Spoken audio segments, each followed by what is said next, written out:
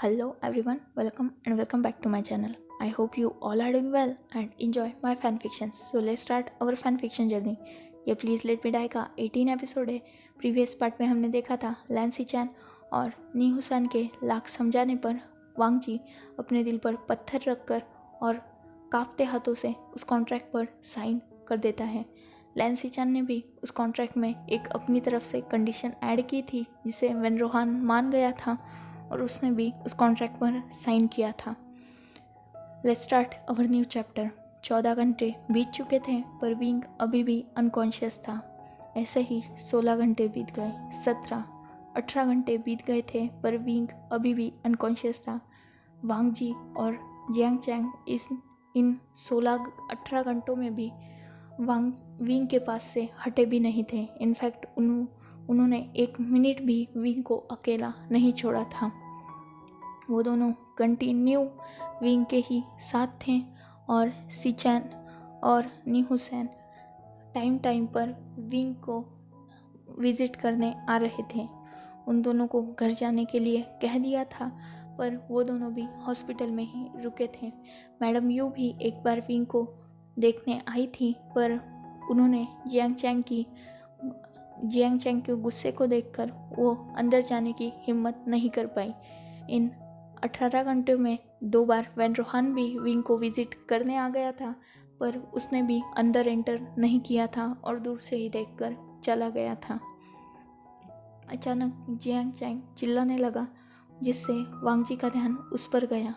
जो doctor wing को visit करने आ रहे थे वो भी जियांग चैंग के चिल्लाने से भागते हुए विंग के वार्ड में आए. सब जियांग चैंग को देख रहे थे और जियांग चैंग ने थोड़ा खुश होते हुए कहा वो मूव कर रहा है. ये सुनकर सबका ध्यान तुरंत विंग की तरफ गया जो हल्के से अपनी आँखों को मूव कर रहा था और अपनी हाथों को हिलाने की कोशिश कर रहा था. तुरंत डॉक्टर भागते हुए विंग के पास गए और उन्होंने विंग को चेक किया.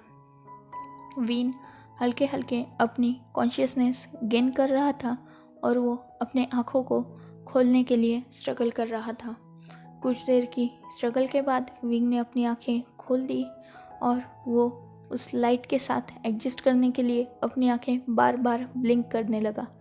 विंग का फेस अभी भी पेल था पर फिर भी उसके चेहरा अब हल्का सा खिल गया था क्योंकि वो अपनी आँखें खोल रहा था और थोड़ी थोड़ी मूवमेंट कर रहा था.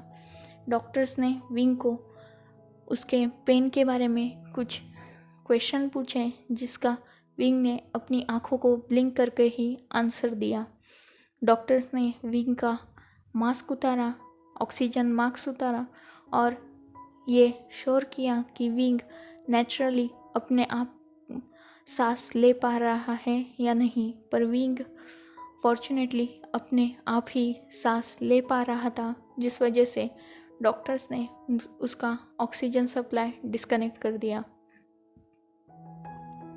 डॉक्टर हल्का सा साइड को हुए तो वांग जी तुरंत विंग की तरफ भागते हुए आया. वांग जी ने विंग का हाथ पकड़ा और उसे पूछा, क्या तुम ठीक हो? विंग के चेहरे पर इस बार हल्की सी पर रियल स्माइल थी. इन 6 महीनों में वांग जी ने बहुत बार विंग को हंसते हुए देखा था पर वो फेक स्माइल थी. ये बात वांग जी जानता था जो विंग सिर्फ उसे दिखाने के लिए करता था. वांग जी ने जब विंग की रियल स्माइल देखी एक पल के लिए वो पूरी दुनिया को भूल गया. वो स्माइल बहुत ज़्यादा ब्यूटीफुल थी पर यहाँ कोई और था जो जल भून रहा था. वो कोई और नहीं जियांग चैंग था जिसे वांग जी पर बहुत ज़्यादा गुस्सा आ रहा था. उसे वांग जी का विंग का हाथ पकड़ना सही नहीं लग रहा था. ये जानते हुए कि वांग जी ने विंग को फोर्स किया है, जियांग चैंग वांग जी को विंग के आसपास भी नहीं रखना चाहता था पर यह उसकी अब मजबूरी थी.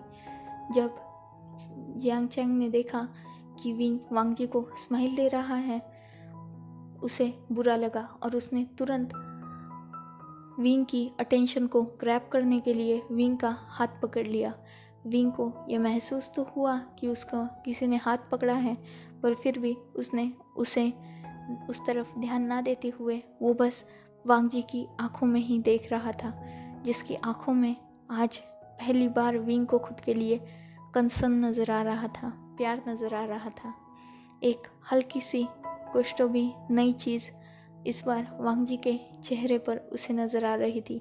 ऊपर से वांग जी की वो प्यारी स्माइल, जिसे देखकर विंग को बहुत ज़्यादा खुशी मिल रही थी।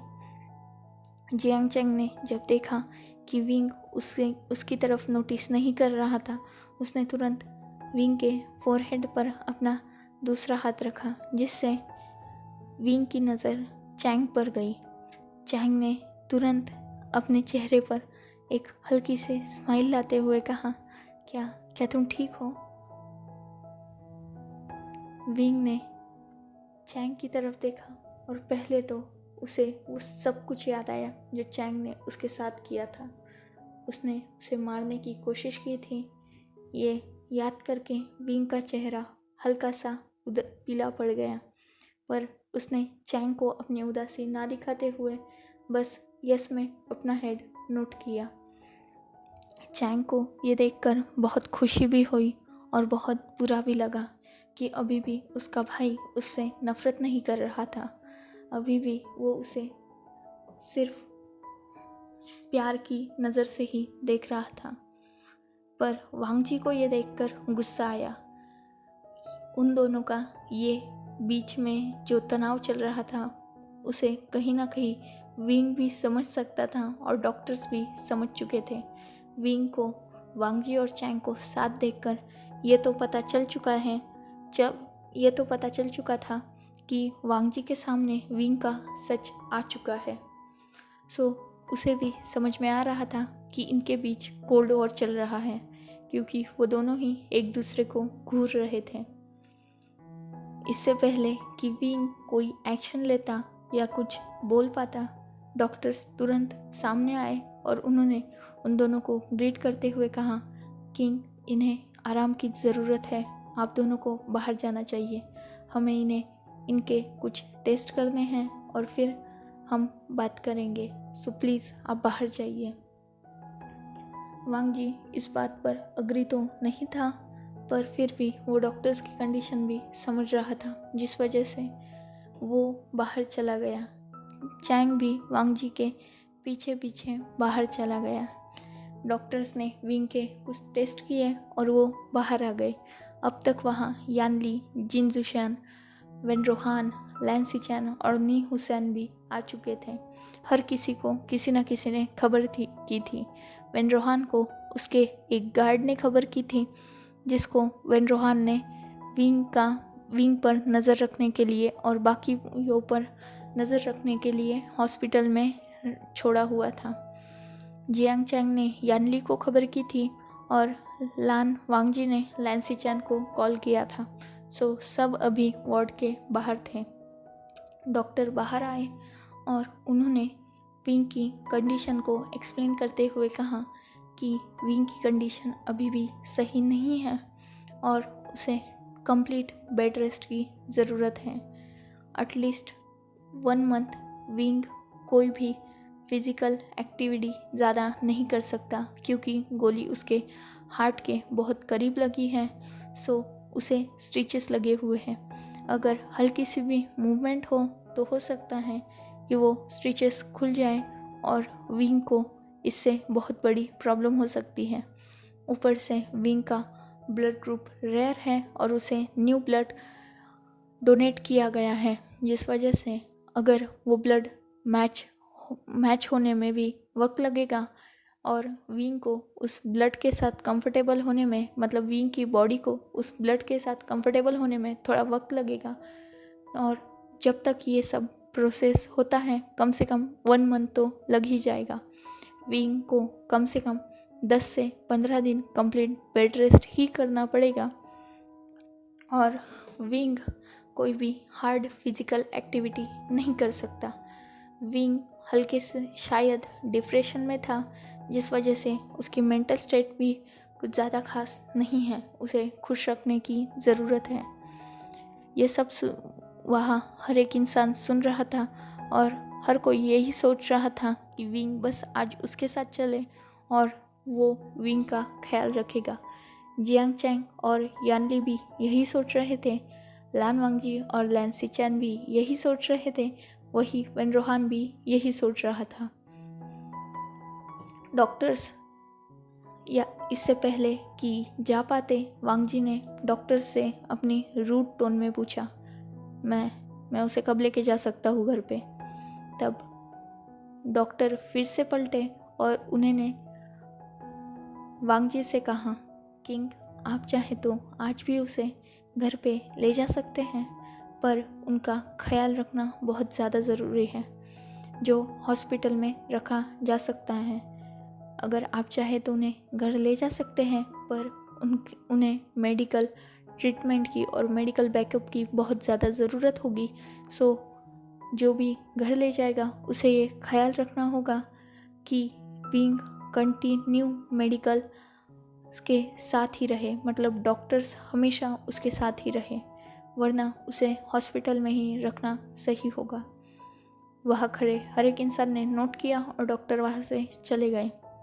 वेन रोहान आगे आया और उसने कहा, मैं विंग को घर पे ले जाऊंगा और विंग का पूरी तरह से ख्याल रखूंगा। लान वांगजी ने तुरंत कहा, नहीं, विंग मेरे साथ जाएगा। जब तक वो ठीक नहीं होता तब तक वो मेरे साथ रहेगा। तभी जियांग चैंग आगे आया और उसने कहा, आप लोगों ने सुना नहीं, विंग की केयर करने की ज़रूरत है, सो विंग हमारे साथ जाएगा।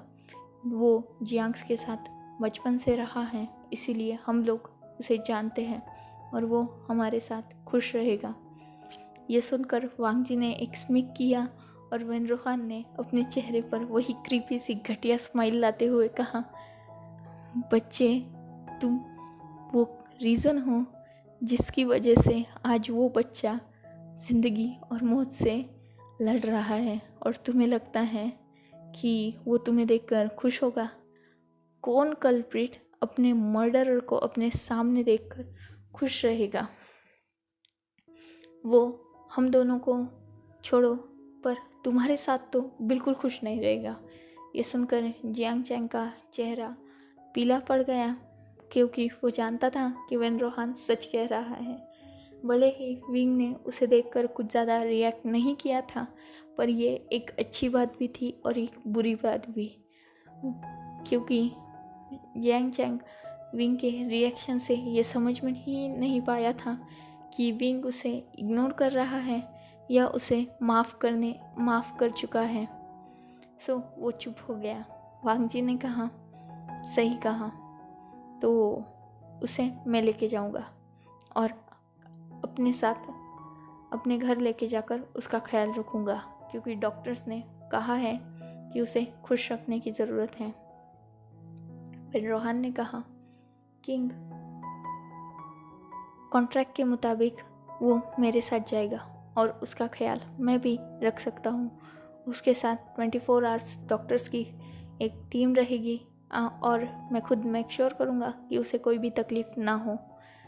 इससे पहले कि वांगजी आर्ग्यू आगे कर पाता, लैन सिचन ने कहा, ठीक है, आप उसे ले जा सकते हैं, पर आपको हर रोज़ डॉक्टर्स की रिपोर्ट मुझे और वांगजी को, यहाँ तक कि जियांग चैंग को भी सेंड करनी होगी, जिससे हम तीनों इस बात पे श्योर रहे कि विंग वहाँ सही सलामत है।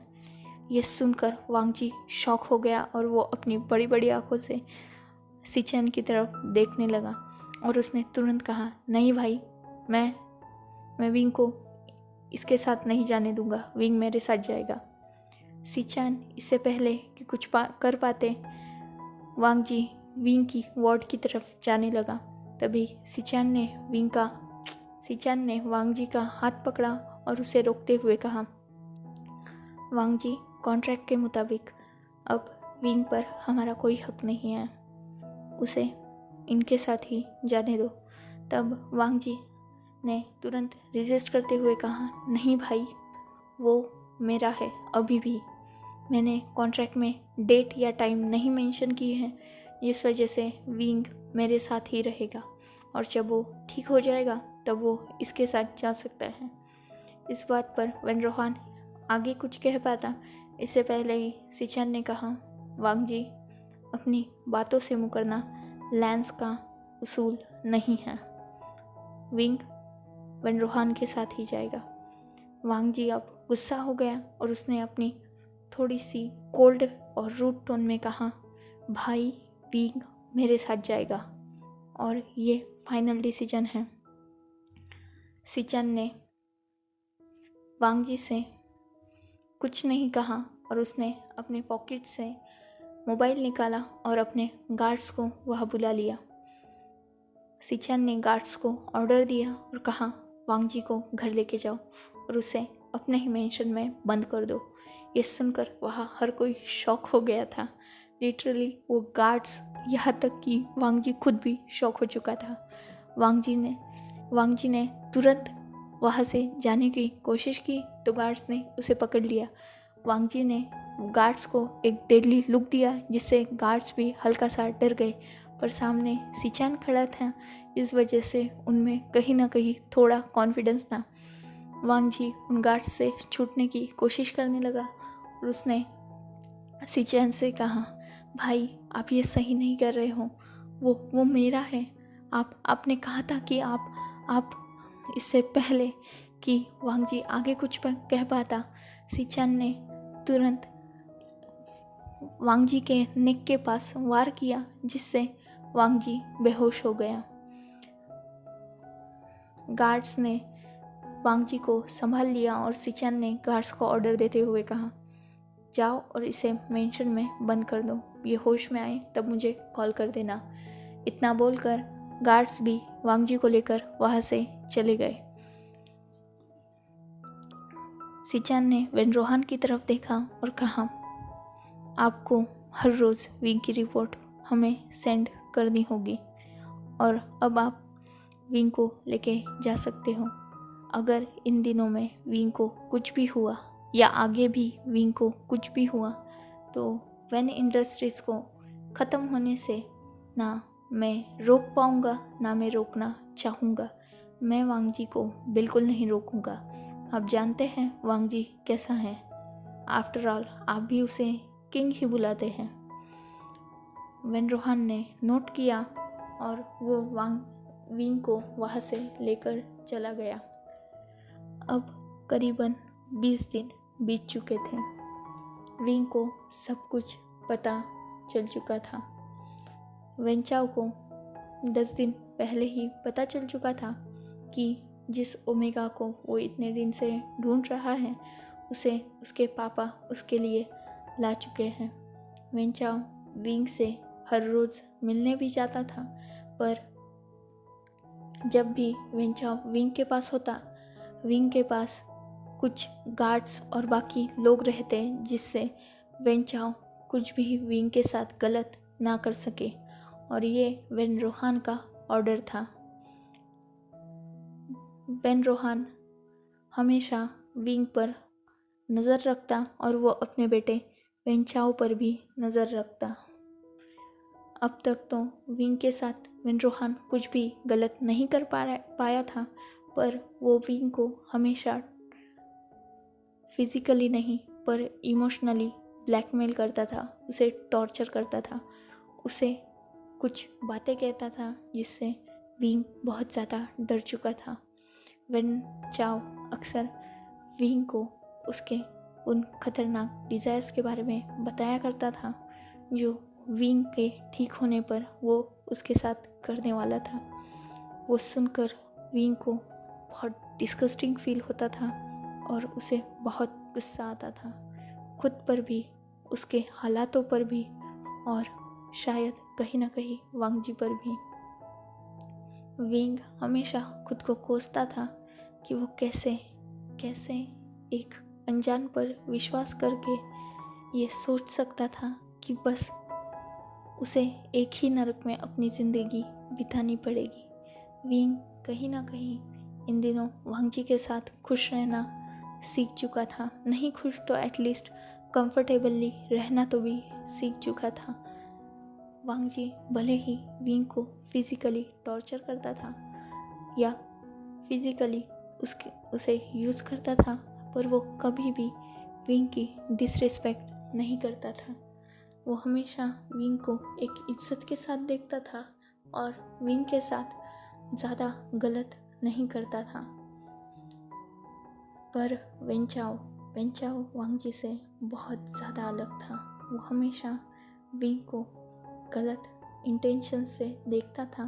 इनफैक्ट गार्ड्स के सामने भी वो विंग को छूने की कोशिश करता था। उसका टच विंग को बिल्कुल पसंद नहीं था, पर विंग मजबूर हो चुका था।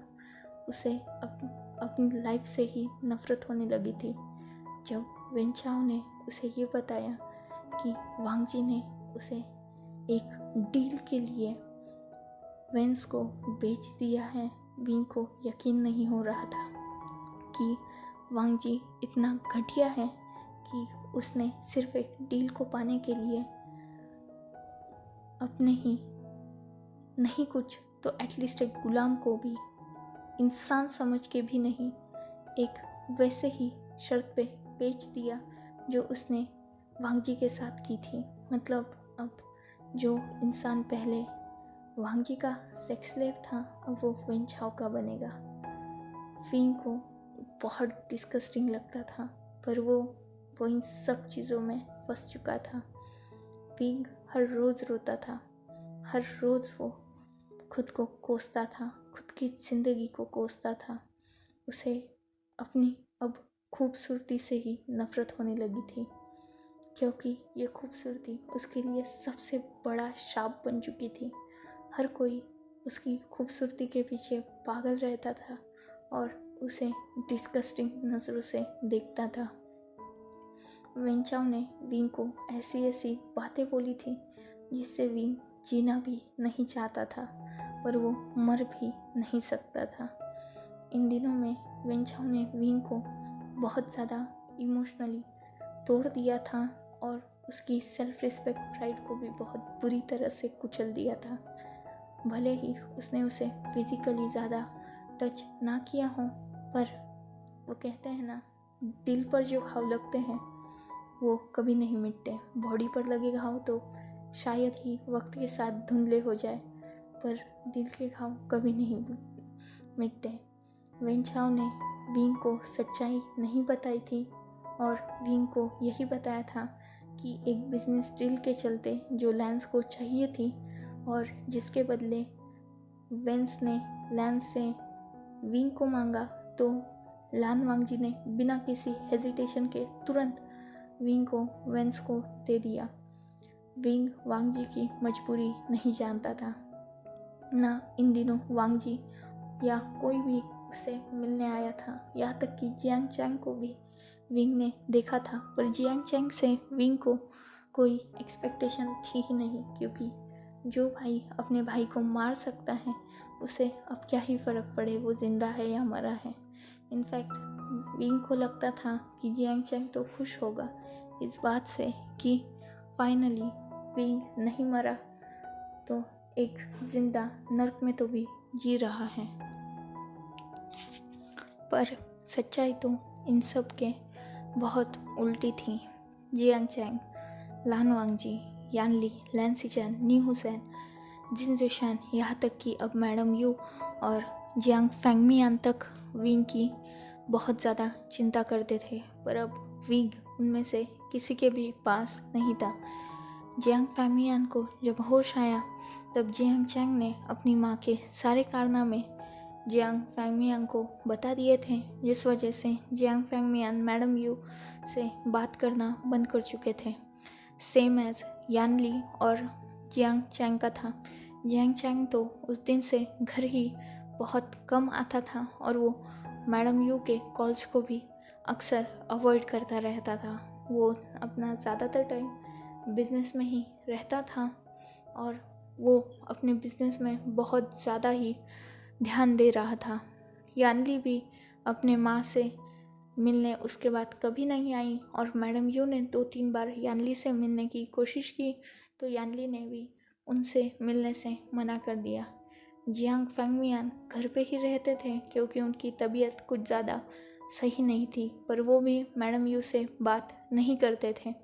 इनफैक्ट फेंगमियान ने मैडम यू को अपने पास आने से भी मना कर दिया था और फेंगमियान का ख्याल घर के सर्वेंट ही रखा करते थे। लान वांगजी अपने भाई से बहुत गुस्सा था और लान वांगजी ने उसके बाद सिचान से बात करना ही बंद कर दिया था।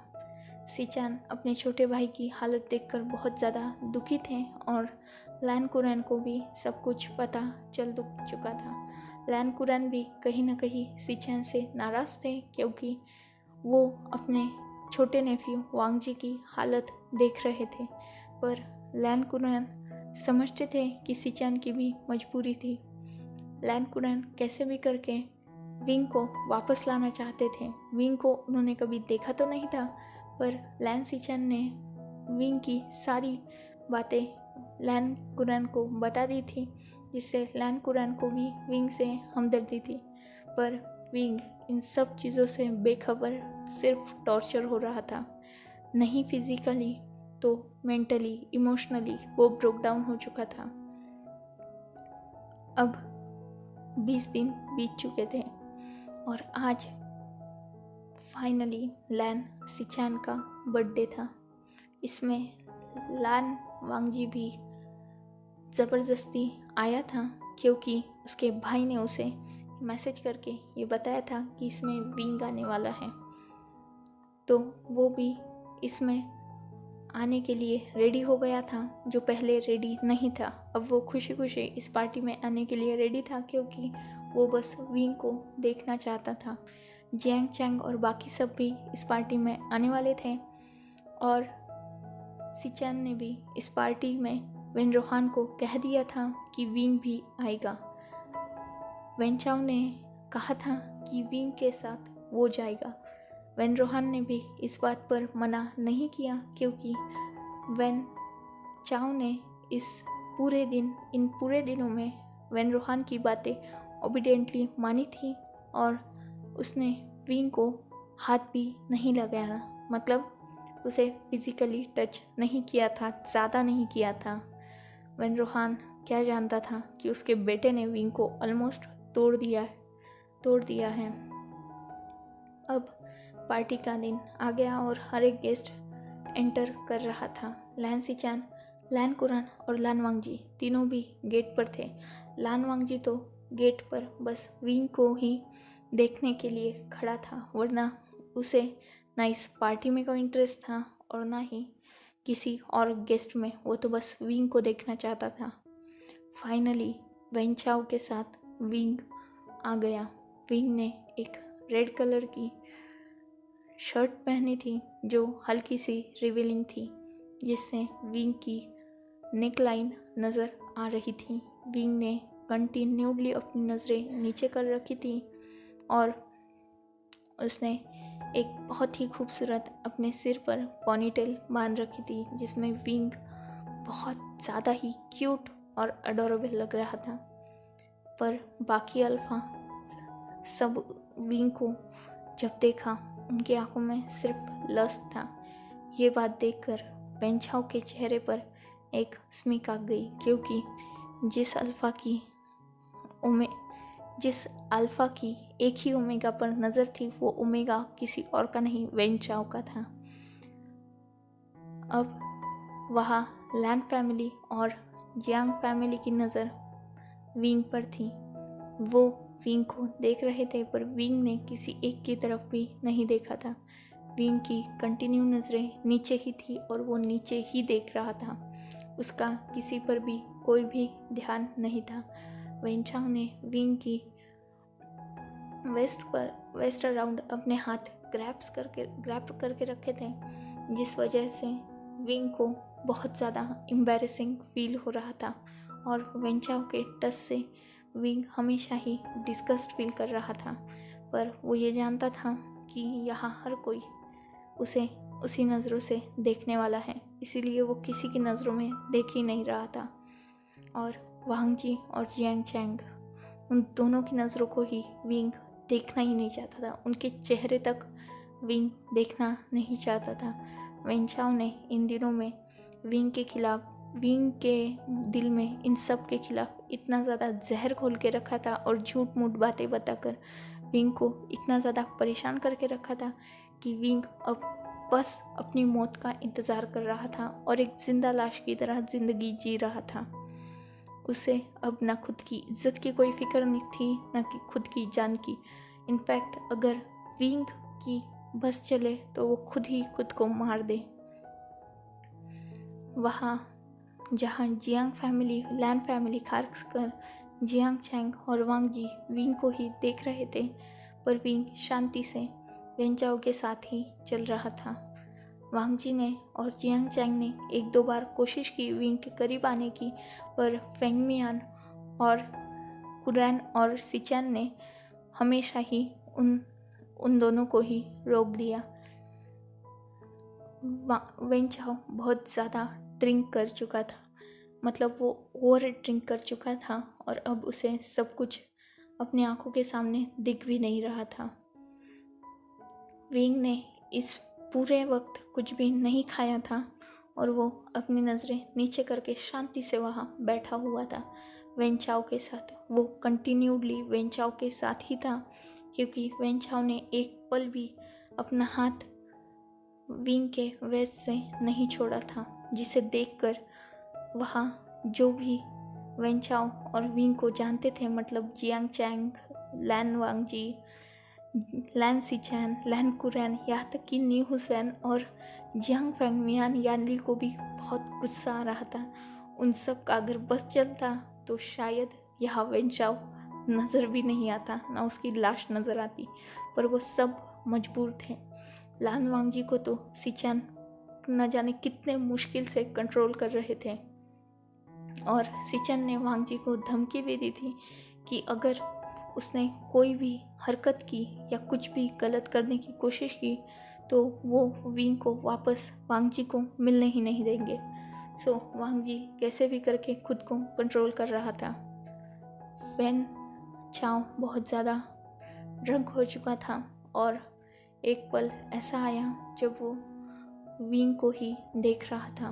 विंग को उसकी नज़रें खुद पर फील हो रही थी, पर वो शांति से वहाँ अपनी नज़रें झुकाए बैठा हुआ था। वेन चाओ ने विंग के कान में कुछ कहा और वो उठकर चला गया। 2 मिनट बाद ही विंग भी उठा और वो वेन चाओ के पीछे पीछे चला गया।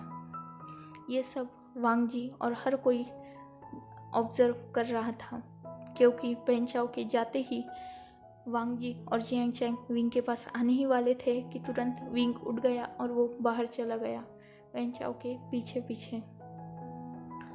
वांग जी को करीबन विंग को गए 10 मिनट हो चुके थे, पर ना विंग आया था ना वेन चाओ आया था, जिससे वांग जी को बहुत ज़्यादा टेंशन होने लगी थी। अब वांग जी सब्र नहीं कर पाया और वो उस डायरेक्शन में चला गया जहाँ विंग और वेन चाओ गए थे।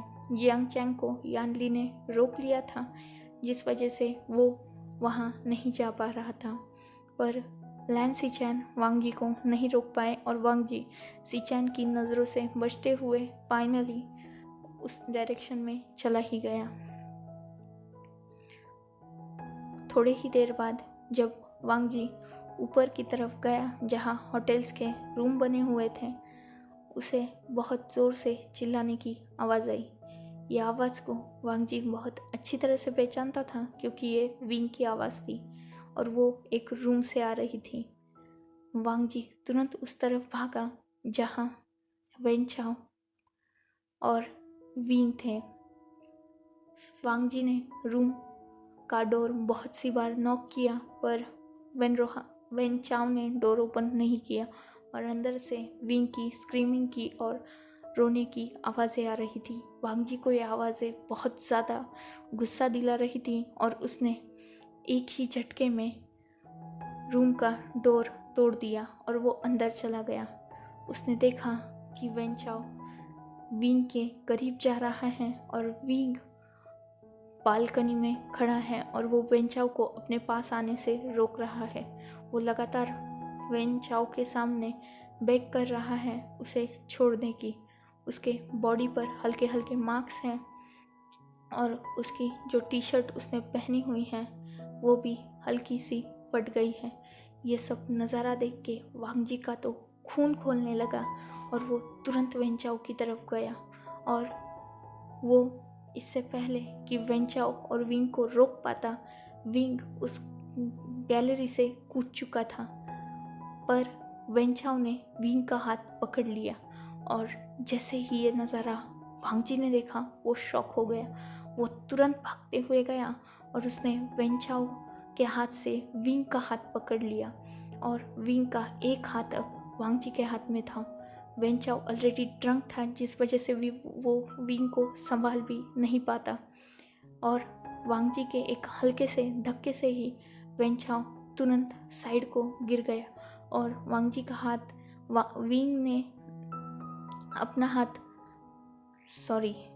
वांग जी ने विंग का हाथ टाइटली पकड़ लिया। इन सब शोर से तुरंत वहाँ सब लोग भागते हुए आए और उन्होंने सामने का नज़ारा देखा जहाँ विंग एक रीलिंग पर लटक रहा था और वांग जी उसे टाइटली होल्ड किए हुए था। इन पूरे वक्त में फर्स्ट टाइम विंग ने वांग जी की तरफ देखा जिसके हाथों में दरवाज़ा तोड़ने की वजह से चोट लग चुकी थी। वो ही चोट से खून निकल रहा था और वही खून विंग के हाथों पर भी लग रहा था। विंग ने वांग जी की तरफ देखा जिसकी आंखों में आंसुओं की हल्की सी परत थी। विंग ने वांग जी से अपनी ब्लीडिंग टोन में कहा, please let me die, leave my hand, I need to die, please. इतना बोलकर वो अपने दूसरे हाथ से वांग जी का हाथ छुड़ाने की कोशिश करने लगा, पर वांग जी ये होने दे ही नहीं सकता था। आफ्टर ऑल इन 20 दिनों में वांग जी बहुत अच्छी तरह से समझ चुका था कि वो विंग से प्यार करता है और अपने प्यार को अपने आंखों के सामने मरते हुए कौन देखना चाहेगा। खासकर वांग जी जैसा स्ट्रॉन्ग अल्फा अपने ओमेगा को छोड़ ही नहीं सकता। वांग जी ने अपनी टूटी हुई आवाज़ में कहा, please don't leave my hand, please I beg you, please don't. पर विंग ने ये नहीं सुनना चाहता था और वो वांग जी से अपना हाथ छुड़ाने की कोशिश कर रहा था। अब सब मतलब सिचान जिनको भी होश आया था, जियांग चैंग उस तरफ भागने लगे और वो रूम ढूंढने लगे जिसके गैलरी में विंग लटका हुआ था। बाकी लैन कुरन और बाकी सब ने सिक्योरिटी को कॉल कर दिया था जो नीचे विंग अगर गिरे भी तो उसे बचाया जा सके उस सब का इंतज़ाम कर रहे थे। विंग कंटिन्यूडली अपना हाथ छुड़ाने की कोशिश कर रहा था और वांग जी उसे पकड़ने की अपना हाथ टाइटली विंग पर कस रहा था जिससे विंग उसका हाथ ना छुड़ा पाए। विंग के सामने अब अंधेरा छाने लगा था क्योंकि विंग अभी भी बहुत वीक था। इन 20 दिनों में विंग ने खाना पीना बहुत सा कम कर दिया था, पर फिर भी वो ज़बरदस्ती ही खाया करता था जिस वजह से विंग पहले से भी ज़्यादा वीक हो चुका था और मेंटल स्ट्रेस के कारण अचानक विंग के आँखों के सामने अंधेरा हुआ और उसने अपनी आँखें बंद कर ली। वांग जी को ये देखकर बहुत ज़्यादा डर लगने लगा और वो विंग को उठाने लगा और उसे ऊपर खींचने की कोशिश करने लगा। कुछ ही देर बाद वहाँ सिचैन और जियांग चैंग भी आ गए जिन्होंने विंग को ऊपर खींचने में वांग जी की हेल्प की। So let's take a break. Next chapter in next video. I hope you all are like this story. If you like my fan fiction, like, comment and subscribe my channel. Goodbye, take care, enjoy your beautiful life. Enjoy your beautiful life.